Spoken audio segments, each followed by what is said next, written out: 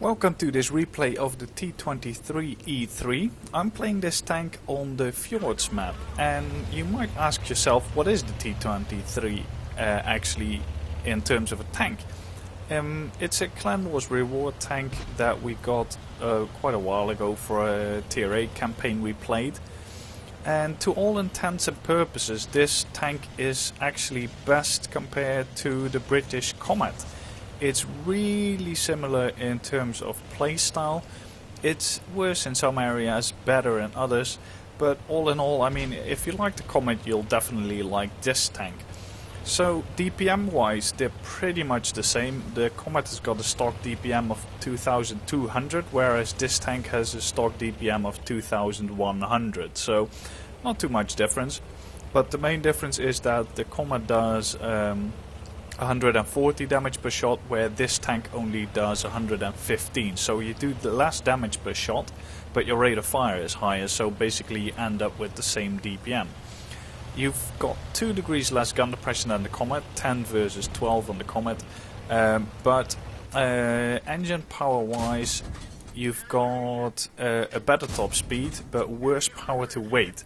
But the power to weight again is offset by the actual ground resistance values, which are on this tank are about half those of the Comet. So basically you go uphill slower, but to all intents and purposes the mobility is pretty similar between both tanks.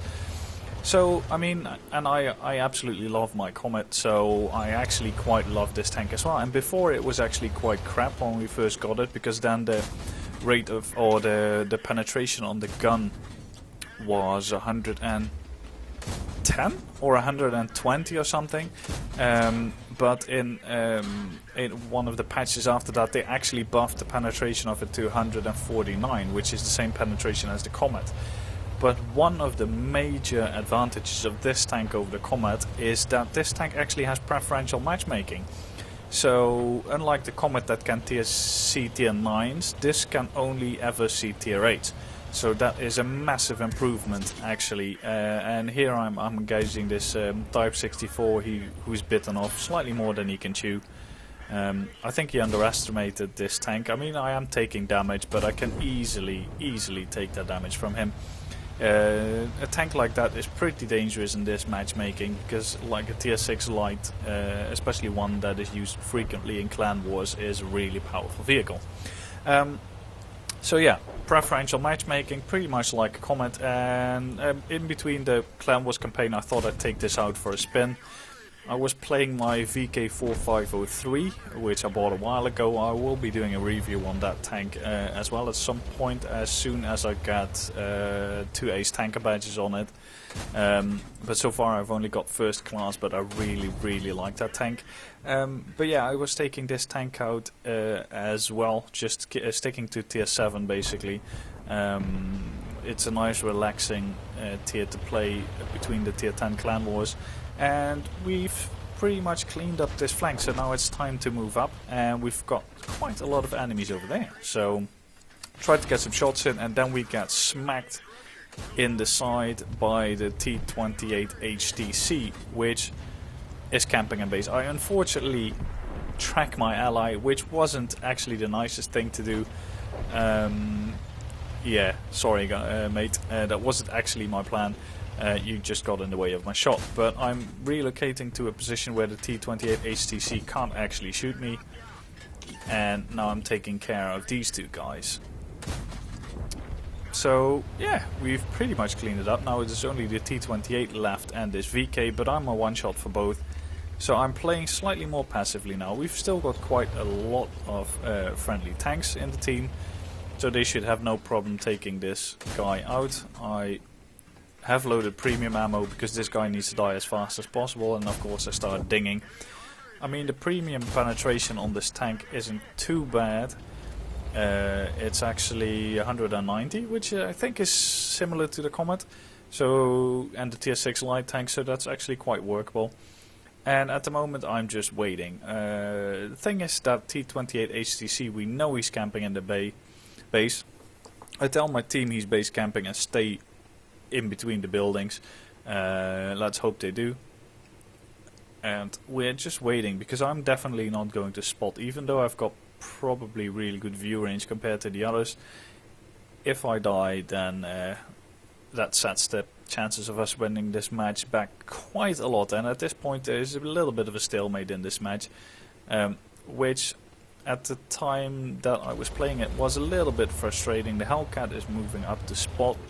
I'm moving up a little, but I really do not want to expose myself. I mean, while on the Comet, if you use your gun depression, you can actually bounce shots. This tank actually has not as good turret armor, so you shouldn't expect the bounce. Unfortunately, the T28 HTC manages to take out a T29. So now we've only got the Hellcat left, and oh no, the T25 too, and me as a tier 7. Hellcat is moving up to spot, and I'm moving into a position where I can support the guy if he spots the T28 HTC. I'm hoping he's careful, moving up slowly and not rushing too much, but unfortunately he is. So we know the weak spot of the T28 HTC, which are the two boobs on the side. You can see them there, left and right, like half round thingies. I've got premium ammo loaded, which of course bounces off, because 190 is apparently not good enough for a weak spot that is only something like 110 or 120 millimeters wide. Thick, I mean. But we get a chance to do it again. I'm trying to track him here to not be able to shoot the Hellcat, but unfortunately he is, and our shots actually start going in. So aiming for the other side again, and now we're actually hitting the mark. Problem is though that I've got 9 premium shells, so I'm not going to blind fire this guy. I also realized that from this position I really will have a hard time hitting his weak spots, so I decide to go around. Our KV-1 is moving up, and as you can see we've got a Churchill, which is full health, just standing there doing nothing. So at this point I realized that if I die in this match, we lose, definitely. There is no chance for these guys to basically damage that T28 HTC. I mean, realistically speaking, unless they get seriously lucky. So the thing is, I have to play smart. I cannot actually go and attack the T28 HTC frontally, because I'm a one-shot. I will lose that pretty much certainly. And the T28 HTC will be happy to sit behind the ridge, camping in base, doing pretty much nothing until probably someone starts camping. So I'm telling the KV-1 to not give the enemy player any shots, and I'm using bush cover to actually move up. I have got 6 hands on this tank. I don't have camouflage crew trained. I've got repairs as the second skill, and all the gunnery skills, so smooth ride and snapshot. This is still, the screw's still only on the second skill. I don't play American mediums that much because I don't find them that interesting, apart from this little thing, because it reminds me a lot of the Comet.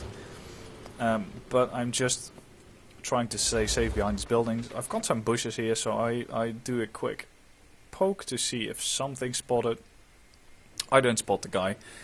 I realize he's probably just on the back of the ridge, and as soon as someone starts camping, he'll drive out, shoot them in the face and drive back again. So we're not going to give him that opportunity. And the best tactic with players like this, tomatoes that camp the base, is to just wait them out. I'd much rather actually draw this match than give that, yeah, let's say, annoying player a chance to actually win this match. Now the KV-1 has driven back. I think he tries to go around. I don't know what he's actually planning on doing. But yeah, as we can see, this team is pretty much beyond useless. I've got the T25-2 here to support me. But I'm telling the T25, just wait for him to come out and don't give him easy kills. I can spot this guy if he pops out. T25-2, I don't know what the view range on that thing was. When I played it, I really hated that TD. But I mean, I guess if you play it more like a medium, it works much better. In the end, yeah. In the end, as I say to my team, we will draw, which is much better than giving him a win. So I'm trying to stay hidden while actually spotting, I know there's a tree in front of me, and I think in a couple of moments I'll actually knock that down just to get some more concealment as well. Because the thing with trees is, standing, they don't provide much camo at all, so you're much better off knocking them down. They give more camo when they're lying down, because then they act as bushes. I'm just poking, knocking it down. Don't get spotted for it. There no blind fire onto the bushes, so T23 HTC is either not looking or is just holding his fire until something gets spotted. I'm just knocking down trees. I just want to create concealment here so I can potentially hide behind it if the HTC pops out. T25-2 is still driving up and down the hill, even though I told probably her, because the name is Carol, to not give him easy shots, and that unfortunately is going to pay off for the T23 HTC. All that moving around. I move up slightly further to see if I can spot around the corner, and we can see the Churchill actually started moving. So I do guess the bot program actually starts moving after a certain amount of minutes to just drive to the enemy cap and try to cap if the timer reaches down, just to get in a victory. He took the most illogical route ever. And I'm telling my T25 mainly that he will just wait till someone drives into the cap and then come out. Which would be... I mean, I understand why this T20... And there we go. T25-2 taken out, not even spotted to D, so I guess the guy is double bushing as well. Carol says, oops, and yeah, I mean, I told you so, don't give him easy shots. I mean, I can't support you like that. Churchill, as we can see, is taking the shortest route, and there is the T23 HTC. He thought the T25-2 was the only guy there. I just put 2 shots in, retreat. I know I'm spotted, and the KV-1 puts a shot in, and then the HTC gets unspotted. So I wait a little bit longer, pop back out, guy gets spotted again. Try to put a shot into there. You can see the boobs that you need to shoot. Put another shot in, and now I'm just waiting again. That's the best way to handle tomato campers like this. You just have to have more patience than them, because the guy with the most patience and most engagement wins. I mean, obviously he can blind fire this bush and try and kill me, but as soon as he blind fires, I will pop out, take another shot. So he's using the vehicle well, coming around the corner with the maximum gun angle, so I can't actually hit the weak spot of his tank. But he doesn't spot me. He does blind fire, tell the Churchill to go around the back. I spot the guy again. I know he's blind firing this bush just to try and kill me, so all I need to do is spot him. I've got a full health Churchill there that will soon, very soon, start to distract the T23 HTC.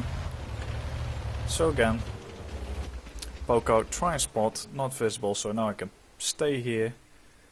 We see him there, just need to wait. And we get the weak spot again. And the base camping tomato dies. So let's go to the post-battle results. So here we have the post-battle results. Obviously an ace tanker, otherwise I wouldn't feature this video. We managed to get 4,189 XP as well as 82,000 credits, which is quite nice for a tier 7. We managed to do 3.2k damage more or less, scored 1200 base XP, well 1300 pretty much. But unfortunately for some reason we lost out to the T23 HTC in the high caliber medal, even though he did less damage. So I think that probably the amount of damage on my team was percentually higher, so he actually got the medal even though he did the less damage. He did get 6 kills though, so he did get Top Gun. I unfortunately only managed to get 5. But in the end we won, and that's the most important thing. I mean, in situations like this, when you've got someone like that just being lame, camping base and waiting for targets to straddle into their view to kill, just camp them out. Have more patience, because people like that camp base from the start usually don't really have that much patience in the end, because they still want to win. I mean, it's a valid tactic if the rest of the map is overrun and you're making a last stand, but it's not to actually do that from the start. So just wait them out and kill them like I did. That's the best solution. So yeah, hope you enjoyed the replay. If you did, feel free to rate and subscribe to the channel, and see you guys next time.